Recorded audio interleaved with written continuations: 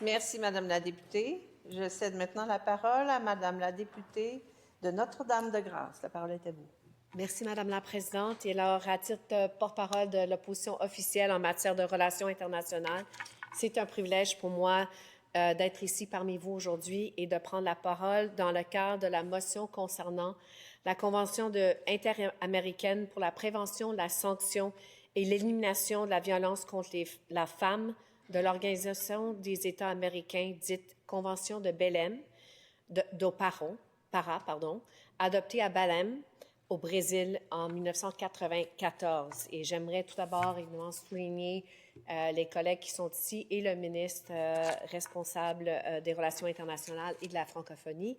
Et la collègue, elle vient de souligner, c'est effectivement le 30e anniversaire de la déclaration de Bégin. Je me souviens en 95, Madame la Présidente, j'étais étudiante dans ce temps-là et j'ai suivi de très près les discussions à Bégin. Je me souviens, entre autres, d'un discours incroyable de Hillary Clinton, qui était dans ce temps-là, elle était sénatrice, peut-être elle était déjà rendue secrétaire d'État, mais ça a été très émouvant, mais ça m'a vraiment inspiré à poursuivre une carrière en service public. Donc, je pense que la collègue fait très bien de souligner cette déclaration.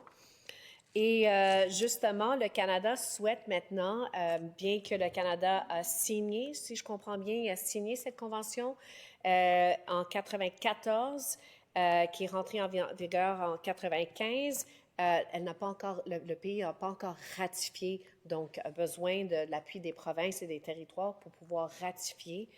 Et c'est sûr qu'on va appuyer cette motion et cette entente.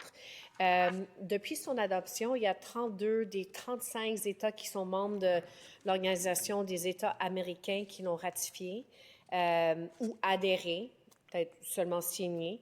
Mais jusqu'à récemment, l'exception, ça a été le Canada, les États-Unis et Cuba. Donc, content de voir que le Canada veut aller de l'avant avec la ratification et que le Québec, via l'Assemblée nationale, va pouvoir appuyer cette convention. Et justement, c'est un rôle qui joue un rôle actif dans son élaboration et qui préconise activement sa mise en œuvre. Donc, on appuie tout à fait le gouvernement via l'Assemblée nationale dans cette ratification. L'article 22.2 de la loi des relations internationales, du ministère des Relations internationales, précise que tout engagement international important fait l'objet d'un dépôt à l'Assemblée nationale et il est d'avis que le ministre des Relations internationales de la francophonie, que la Convention même constitue un engagement international important au sens de la loi puisqu'elle concerne les droits et les libertés de la personne. Et ici, on parle des droits et libertés des femmes. Alors, la Convention vise à ce que les États parties adoptent les mesures appropriées pour prévenir, sanctionner et éliminer les violences, effectivement, envers les femmes.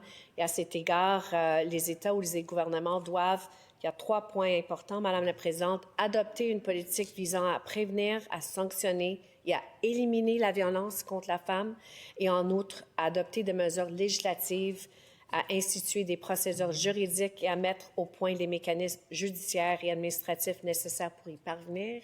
Ça, c'est le premier point, Madame la Présidente. Le deuxième point, c'est adopter des mesures spécifiques ayant pour but notamment d'encourager la connaissance, l'enseignement et le respect des droits des femmes et d'assurer la mise en place des services et l'offre des programmes aux femmes.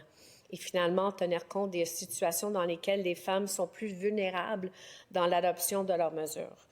Donc, l'instrument prévoit également des mécanismes de réduction de comptes et de suivi de mise en œuvre auxquels les États ou les gouvernements sont soumis, parce qu'on comprend, Madame la Présidente, qu'on peut signer, on peut ratifier, mais tout est dans la mise en œuvre et il faut surveiller ça de très près, la réduction des comptes.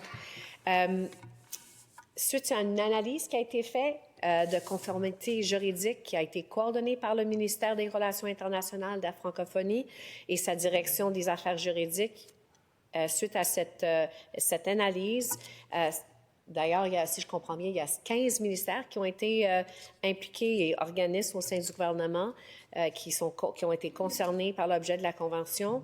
Donc, au terme de cette analyse, aucune incompatibilité a été identifié. Et celui-ci conclut que les lois, les règlements et les programmes québécois sont conformes à la Convention de Belém et qu'il n'existe aucun obstacle juridique à ce que le Québec se déclare lié à cet instrument.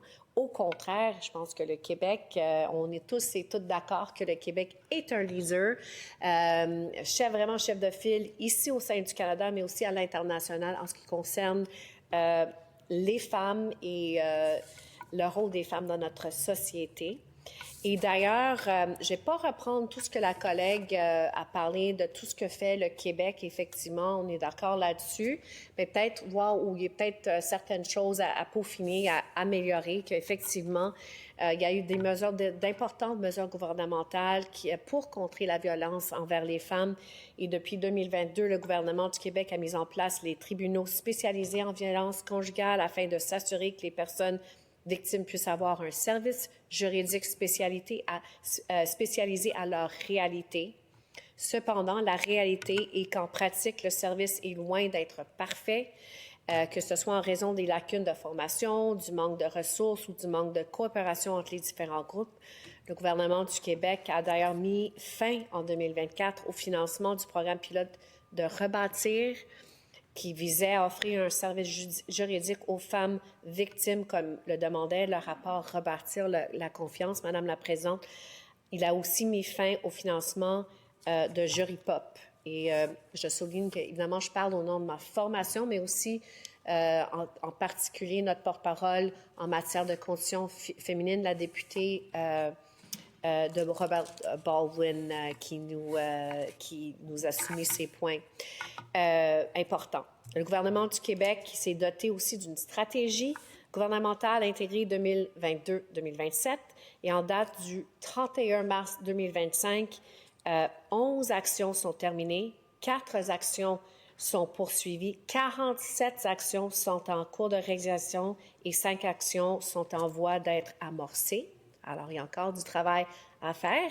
Le gouvernement du Québec s'est aussi doté d'actions prioritaires pour contrer la violence conjugale et les féminicides 2021-2026. Les actions prioritaires représentent des investissements de 222,9 millions de dollars sur 5 ans et comptent 13 actions, dont 4 touchent spécifiquement les populations autochtones qui sont particulièrement vulnérables, Madame la Présidente. Et en date du 31 mars 2025, on peut y noter que l'ensemble des actions sont en cours de réalisation, que certaines seront poursuivies au-delà du plan d'action et que plusieurs d'entre elles